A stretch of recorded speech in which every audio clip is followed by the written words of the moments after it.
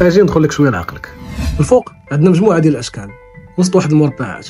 غنطلب منك تفكر في اي مربع في هاد الاشكال هادو اللي الفوق، يعني اي مربع احمر. مزيان.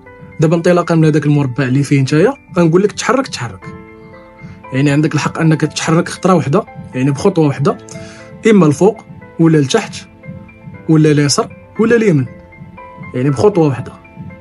دابا نبداو. تحرك تحرك تحرك تحرك تحرك. مزيان. دابا انطلاقا من المربع اللي انت فيه غادي تتحرك لاقرب مربع كحل.